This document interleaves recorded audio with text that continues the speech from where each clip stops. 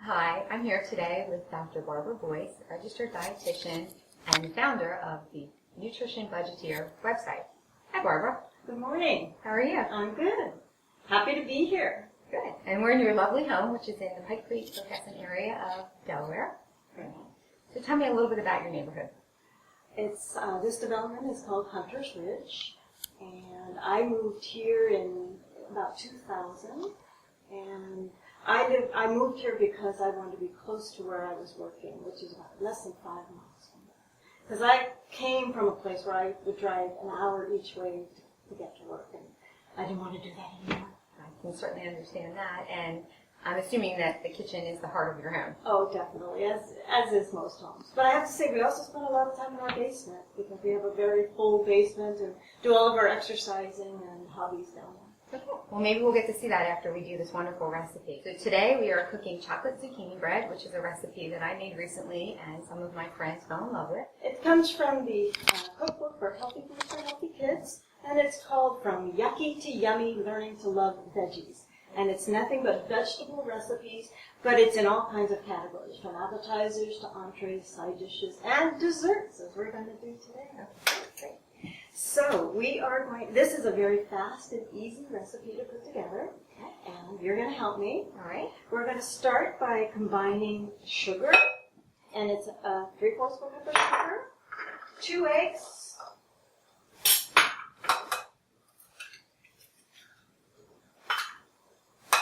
and 3 tablespoons of canola oil. So why do people want to use canola oil? That's not typical in most recipes that we see. But actually, canola oil is one of the healthiest vegetable oils out there. Mm-hmm. And I know a lot of people like olive oil, and olive oil is good, but olive oil is probably 3, 4, sometimes 5 times more per tablespoon than canola oil. So canola oil has all those healthy fats, Okay. so it is good for you. Oh, good. And now we're going to stir in 1 cup of unsweetened applesauce. Now the applesauce in this recipe is taking the place of butter or margarine that you would typically use, which adds a lot more fat. So this might be the secret healthy ingredient. Oh, definitely. Okay. Now we're going to step over here Okay. and combine our dry ingredients. All right. So we have 2 cups of flour. Mm-hmm. Let's see, 2 tablespoons of cocoa powder. Okay. I think one of the reasons that I chose to make this recipe is because zucchini is so abundant at this time of year, and I have friends that are begging to give it away and coming in and giving me these gigantic baseball bat size zucchinis. So it seems like the perfect time. Tell us more about zucchini.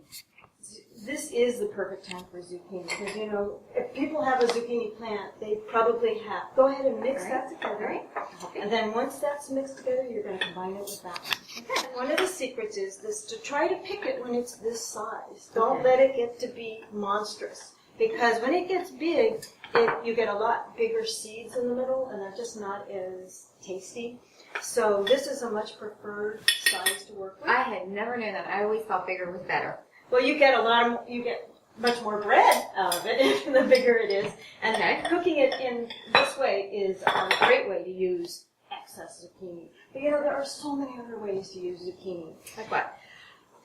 Some people get those spiral cutters and they cut the zucchini and use it as pasta instead of, the normal pasta, which saves lots of calories. Great.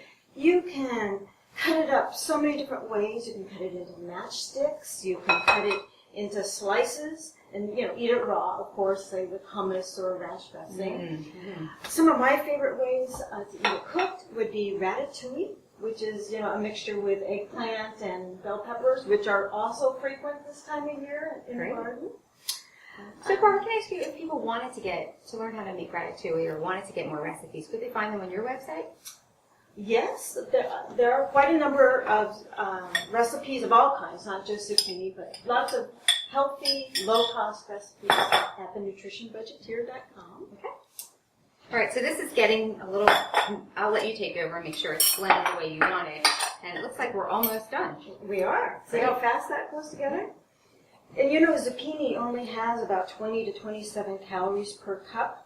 20 if it's raw and 27 if it's cooked. So that's not very many calories. No fat. I'm going to switch to this. Okay. There's no fat. There's no cholesterol, of course.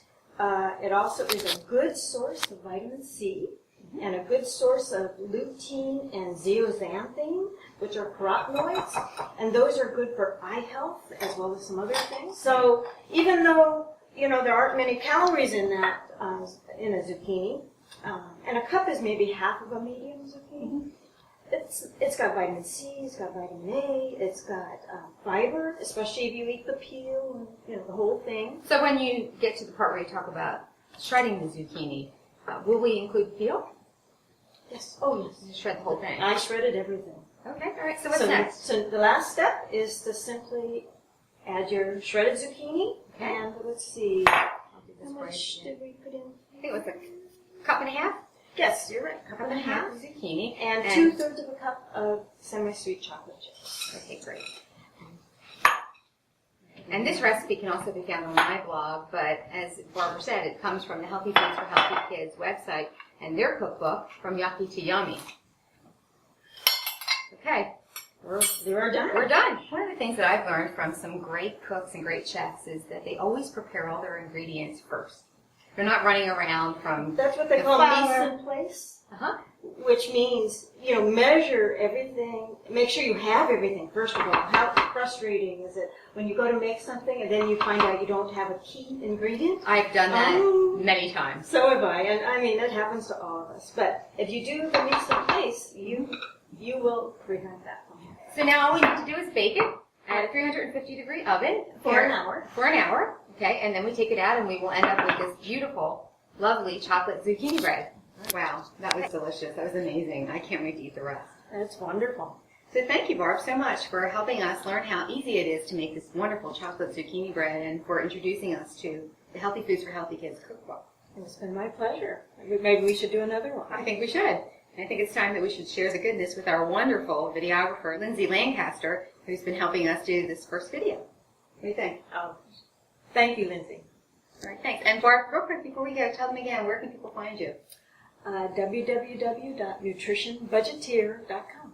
Great. All right, thanks. This was so good.